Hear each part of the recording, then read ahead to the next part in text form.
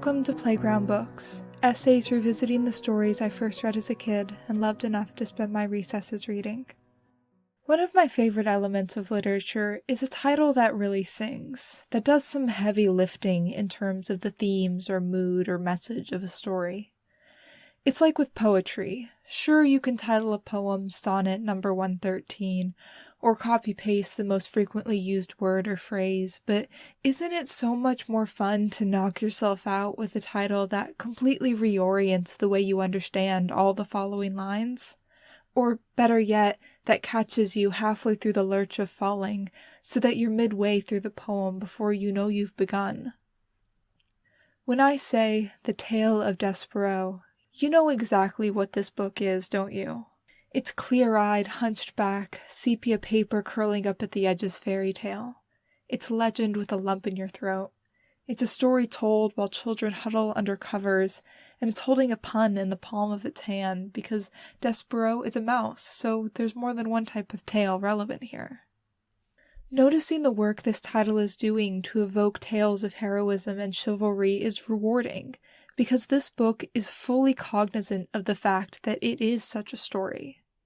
What do I mean by that? My dear listener, we've got a narrator who's talking to us. Before we get into the plot, this is an excellent opportunity to think for a while about point of view and how it shapes a story. The biggest influence of this choice can be described by one word: distance. How close do you want to be to the characters? First-person point of view takes us right into their head. Whitney Carraway in The Great Gatsby says, "I was within and without, simultaneously enchanted and repelled by the inexhaustible variety of life. We are right there with him, also within, also without, and his reaction to the extravagance he's witnessing isn't filtered or held at arm's length, as it would be were this book told in third person. If I'm told he was within and without, simultaneously enchanted and repelled, maybe I don't believe it as much, because even that one word change makes me aware of the artifice of description, of words chained together hoping to evoke a reaction, as opposed to one man's honest, desperate grasping at diction to convey his own experience. If you want to understand the variant that is first-person plural point of view, just go read A Rose for Emily. That'll teach you everything you need. But all of that is for first person. Second person is the least common, and for good reason. It's very difficult to do well in a piece of prose. Second person lives in poems. It thrives in songs, where the you in question is a specifically imagined audience, the party the work is dedicated to. In stories, what you need to understand is that you isn't usually the reader. You isn't you yourself in most cases.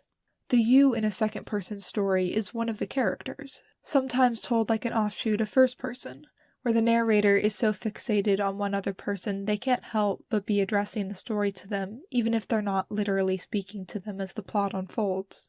But sometimes you is the main character who's being spoken to. Take Jamaica Kincaid's short story Girl as an example. A litany of instructions received from a mother that ends, "You mean to say that after all you are really going to be the kind of woman who the baker won't let near the bread?" Second person tends to fit odd stories, experimental ones, because the idea of distance we're measuring against has a bizarre paradox to it. In one way, it feels very intimate reading you, and thinking me, before realizing that you is not me. Have I confused you yet? We'll take the path out by going to third person, the workhorse POV. Third person feels comfortable, reasonably distant while still informed and recognizable, which is both a fact of most books being written in third person and also why most books are written in third person. But don't worry, it gets more complicated because there are a few different variants. Third person limited is when third person pronouns are used, he, she, they, as opposed to first person I, we. But we're still only sticking to one character, and we only get that one character's interiority and thoughts. Often if there are chapters switching points of view in a book, we're jumping between third person limited character to character. When we're in character A's scene, we don't hear character B's thoughts, and vice versa. unless we're head hopping, which is usually a sign of bad writing unless done very intentionally and very carefully. Alternatively, third-person omniscient, as the name implies, isn't limited to a single character, but instead lets you know everyone's thoughts. There are a few different ways to treat this. Stream of consciousness, like Virginia Woolf's Mrs. Dalloway, flowing between the thoughts of different characters. Unobtrusive third-person omniscient, mostly set from a disembodied perspective and occasionally noting the inner reactions of different characters, almost in the way of a film camera going where it wants and following whom it wants. And finally, literalizing the omniscient third person with a characterized narrator. Finally, we can get to Despereaux. In this book, the narrator has a distinct voice and perspective separate from any of the other characters. They often speak directly to us, the readers, which emphasizes the fairy tale atmosphere. We are being told this story. We're not just happening across it.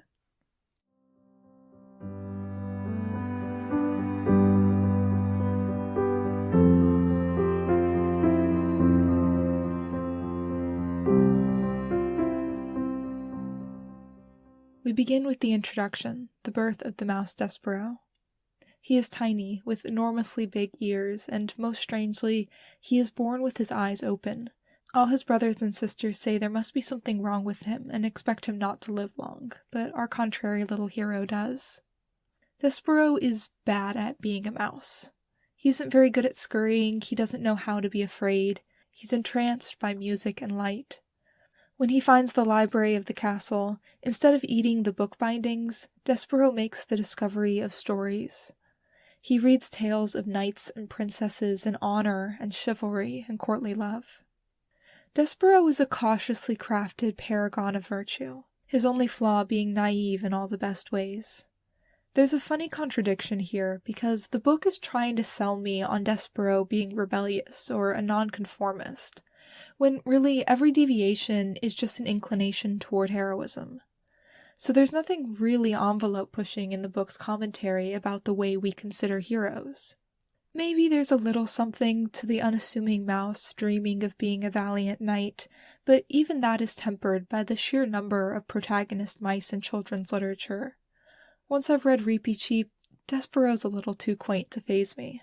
But anyway, as Despereaux doesn't quite understand how to be afraid of beautiful things, he follows the sound of music and meets the Princess P. Princess P is the second of, let's say, 4 important characters. She's the princess, her mother is dead, she's the embodiment of goodness and light, and etc., and our gallant little mouse falls in love enough, as the book says, to break the last of the great ancient rules of mice and speak to her. For Despereaux's crimes, he gets a trial in front of the Mouse Council, and the very most honored head mouse sentences him to the dungeon to be eaten by rats. I want to note all the little details. This happens in all of Kate DiCamilla's books I've read, but there is such care taken over such small details that almost by themselves they are elevated to magical realism. The mythos and history of the Mouse Council, presided over by the very most honored head mouse, and the ritual where the threadmaster ties a loop of red thread around Despereaux's neck for him to be led to his fate, is so beautifully and fully realized. Later, when Despereaux talks to the king, he calls him the very most honored head person. It's so lovingly crafted. There's also 2 moments here where the distinctive use of the narrator shows its worth, and it's when depicting the reactions of Despereaux's parents. They're such minor characters in the scope of the story, but both really are fully imagined. His mother is excessively dramatic, swooning over her makeup, and his father is quietly yet perpetually distressed, both the one to call the Mouse Council to order and to regret it most. Here are the 2 passages. Those opposed say nay. Silence reigned in the room. The only noise came from Lester. He was crying. And 13 mice, ashamed for Lester, looked away. Reader, can you imagine your own father not voting against your being sent to a dungeon full of rats? Can you imagine him saying not one word in your defense? As Despereaux is taken away, there is this. Adieu is the French word for farewell. Farewell is not the word that you would like to hear from your mother as you are being led to the dungeon by 2 oversized mice in black hoods. Words that you would like to hear are take me instead, I will go to the dungeon in my son's place. There is a great deal of comfort in those words. But, reader, there is no comfort in the word farewell, even if you say it in French. Farewell is a word that, in any language, is full of sorrow. It is a word that promises absolutely nothing. Because the narrator has the agency to step into the telling of the story, we can have this direct appeal to the reader, saying, imagine this, put yourself in this moment, in the spot of this character, and understand how it feels. It would be cheap if overdone, but in this context, and with the surrounding trappings of solemn and serious proceedings with real weight, it works to let the pathos sink its teeth in. Despereaux is cast down into the darkness of the dungeon and found by the jailer, Gregory, who offers to save him in exchange for a story. He says, "Stories are light. Light is precious in a world so dark. Begin at the beginning, tell Gregory a story, make some light." And that is where we leave Despereaux for the moment. One detail that I didn't mention about the structure of this story is that it's broken up into parts, titled as books. I've just taken you through Book the First, A Mouse is Born. Next up is Book the Second, Chiaroscuro. Guided by our narrator, we backtrack the timeline of the story to a few years prior to be introduced to our third main character, a rat from the dungeons of the castle named Chiaroscuro. Chiaroscuro is a being of the darkness entranced by the light, and in that way he's just as unlike other rats as Despereaux is unlike other mice. The metaphors abound, though they are not complicated. He is born into an existence of darkness and malice and suffering, instructed only in how to prolong misery and scorn beauty. Yet he finds himself unwaveringly drawn to the dazzling promise of light and life and joy from beyond his known world. Roscuro ventures into a party in the castle upstairs, and by accident he falls from a chandelier into the soup bowl of the queen, Princess P's mother, causing her to have a heart attack and die. As a result, the king outlaws both soup and rats, and Roscuro's last view before fleeing is the anger and disgust and hatred on the princess's face as he looks back at the warmth and light he only wanted to share in. He vows, "I will have something beautiful, and I will have revenge. Both things, somehow." There are those hearts, reader, that never mend again once they are broken. Or if they do mend, they heal themselves in a crooked and lopsided way, as if sewn together by a careless craftsman. Such was the fate of Chiaroscuro, the narrator tells us. How he seeks his revenge involves our final main character, introduced in Book the Third, Gore, the Tale of Midgery. But I want to pause before we move on to Midgery to comment on names in this book. Much like choosing the right title to fit tone and multiply meaning, coming up with the correct character names is a monumental challenge that can do so much heavy lifting in polishing the shine of a story. Despereaux, it's such a beautiful sound, very French, very ornamented and old-fashioned, but it means despair. He's named by his mother for the trial of his birth, but it's such that within this story we have a tiny despair wandering around. Despair is not a thing to be trivialized or ignored, but to be faced head-on with courage. It's a quaint little paradox only upped by chiaroscuro. Chiaroscuro is a painting term, used to describe a particular use of light and shadow, harsh contrast between brilliant highlights that draw focus and the darkness just beside it. I learned about chiaroscuro when studying Rembrandt, and what struck me most was the sense of haunting unrealism it gives paintings. The harsh flash only reflected by particular faces, the skin, the folds of fabric, made starker by the encroaching, swallowing darkness unblemished by the light. Of course, this is all very fitting for, as he's described, our light-bedazzled rat. There's a sharp bittersweetness to the juxtaposition, some kind of regret.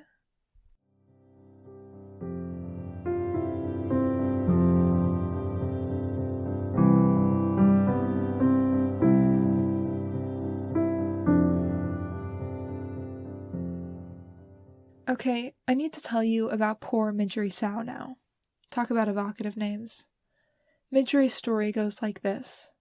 There is a girl whose mother dies, and whose father sells her for, quote, a handful of cigarettes, a red tablecloth, and a hen, to a man who abuses her horribly, boxing her ears every time she makes a mistake or doesn't understand an instruction, until she has such bad hearing that she never understands instructions and forever makes mistakes.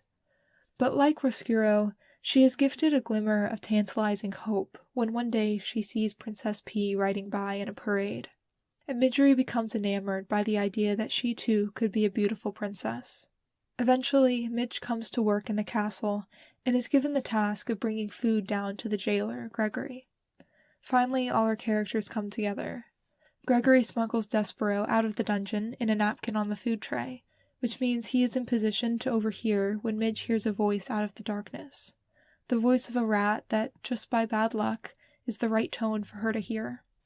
Midge is waylaid and convinced by Roscuro that they could work together to kidnap Princess P and bring her down into the dungeon, with the promise that Midge could take P's place as the princess. Roscuro is lying to her, of course, but Midge isn't very bright. Quote, "The rat's real plan was, in a way, more simple and more terrible. He intended to take the princess to the deepest, darkest part of the dungeon. He intended to have Midge put chains on the princess's hands and her feet, and he intended to keep the glittering, glowing, laughing princess there in the dark, forever." This gives us our ultimate challenge, as Despereaux sets off seeking help to protect Princess P, serving girl Midge dreams impossible dreams, and Roscuro's twisted heart inches closer to his retribution. The Tale of Despereaux is built on this modeled cast of characters, this bunch of the unwanted and the misunderstood. Yet all of them are held together by our narrator. And really I have to come back to this again, because the point of view gives such a particular verve to the telling of this story. It's what I remembered most when I was coming back to it. In the way of a storyteller who can't hide their affection for the work they've created, there is an inerasable love for all the characters expressed by the voice of the narrator. Each is allowed to be the protagonist of their own tale. I mean that both literally with the separation of the novel into different books, but also just in the treatment of each character's motivations and fears and internal conflict, as well as the actions they take to push the larger narrative forward. All are validated even if they're not right. All are given the respect of being important. For a book whose characters have names like Chiaroscuro, it's almost unsurprising that the climax is constructed out of striking visuals. The smallest, bravest mouse, with a needle from the threadmaster tied round his waist on a red thread, approaching a dark twisted rat, gloating and wearing a soup spoon as a crown, and a girl with cauliflower ears and a carving knife, down in the labyrinthine blackness of a dungeon to save a princess. Despereaux is following all his reading to behave as a knight, but fortunately the story isn't so simplistic as to devolve into just a hasty action scene devoid of character-based drama. Instead, the tension is unraveled, first by P's compassion and her willingness to ask Midge, for the first time in Midge's life, what she wants, as opposed to pushing and directing and tricking and punishing her.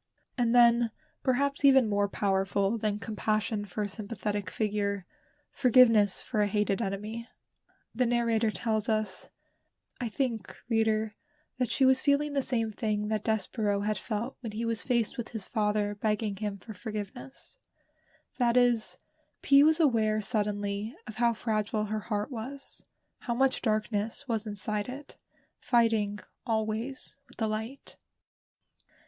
I was poised to shake my head at the character of Princess P before this passage. This character, who is light and goodness embodied, noticed first and most often for her beauty, which is so frequently the fate of female characters whom the author didn't bother to conceive as real people. What's her personality like? She's beautiful.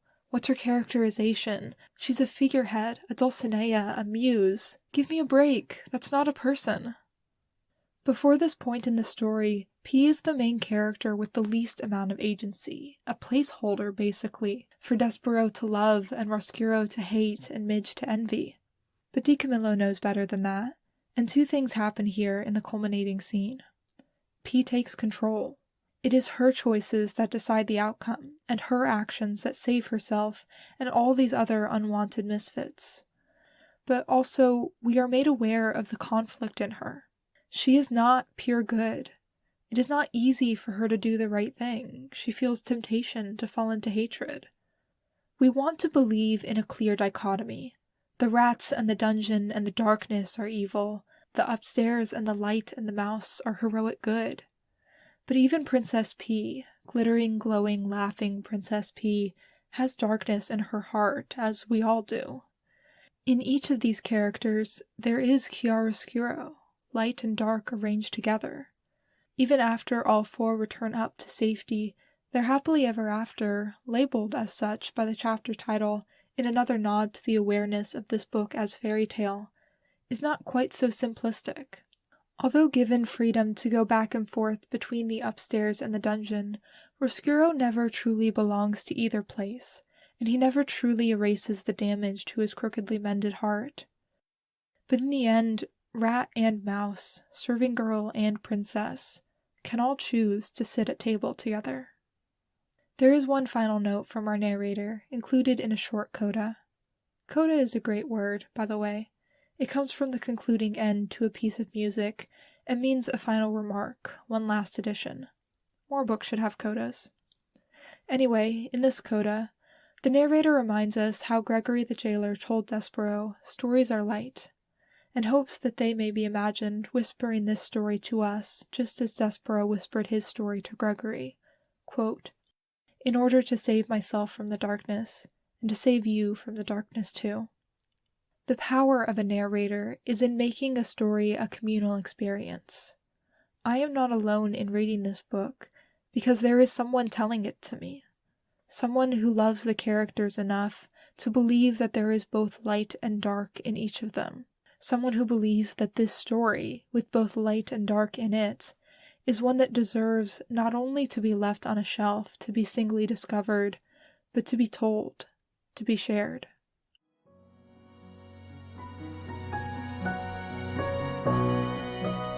Thanks for listening. The music is by David Hillowitz, the book is by Kate DiCamillo, the opinions are by me. For the next episode, I'll be rereading Tuck Everlasting by Natalie Babbitt. Talk to you then.